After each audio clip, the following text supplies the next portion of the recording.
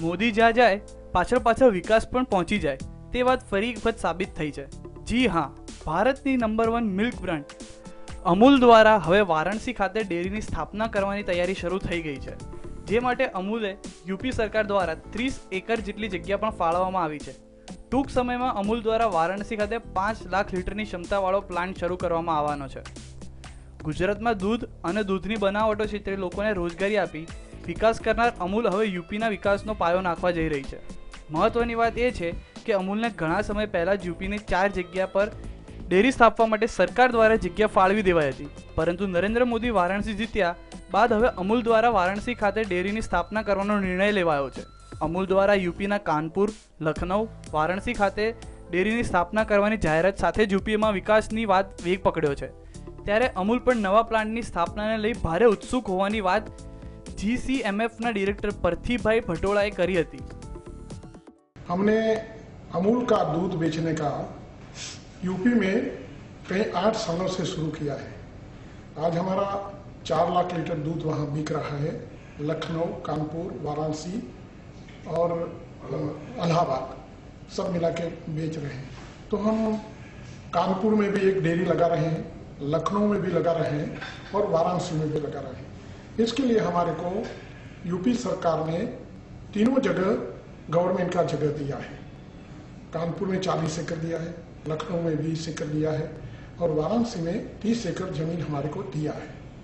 तो जहाँ हमारा दूध बिकता है वहाँ हम दूध की सभी प्रोडक्ट बनाने के लिए ये प्लांट लगा रहे हैं। પરથીભાઈ ભટોળનું કહેવું છે કે આજથી 1 વર્ષ પહેલાથી અમૂલ દ્વારા યુપીમાં દૂધની ખરીદી કરવાનું શરૂ દેવાયું હતું, જેના કારણે સ્થાનિક ખેડૂતોને દૂધનો મહત્વનો ભાવ મળવાનો શરૂ થઈ ગયો હતો। આ અગાઉ સ્થાનિક દૂધ ખરીદનારો દ્વારા પશુપાલકો પાસેથી સસ્તા ભાવે દૂધની ખરીદી કરાતી હતી અને બજારમાં ઉચ્ચ ભાવે દૂધ વેચાતું હતું, જે અમૂલની બજાર પ્રવેશ બાદ બંધ થઈ ગયું છે। સ્થાનિક ખેડૂતોને દૂધના સારા ભાવ મળે અને લોકોને રોજગારી મળે તેવા ઉમદા હેતુથી અમૂલ દ્વારા વારાણસીમાં 5 લાખ લીટરના પ્લાન્ટની સ્થાપના થઈ રહી છે। एक बात और भी है कि वहाँ ऑर्गेनाइज सेक्टर में ओनली 1% दूध यूपी का जा रहा था। सबसे ज़्यादा दूध यूपी में आ रहा है। बाकी का दूध प्राइवेट वाले लोग किसानों को लूटते थे, उनको शोषण करते थे। हमने अमूल ने वहाँ दूध लेने का भी शुरू किया है 1 साल से।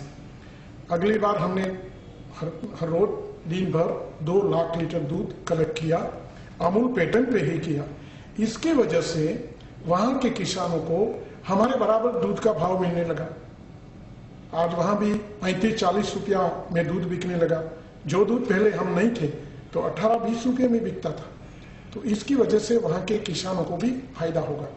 हम तीनों जगह 5-5 लाख लीटर की डेयरी लगा रहे हैं।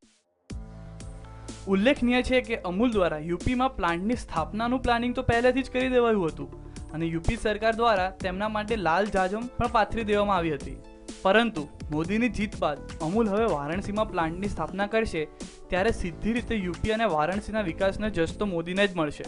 Kalpesh Patel, news online, Ahmedabad.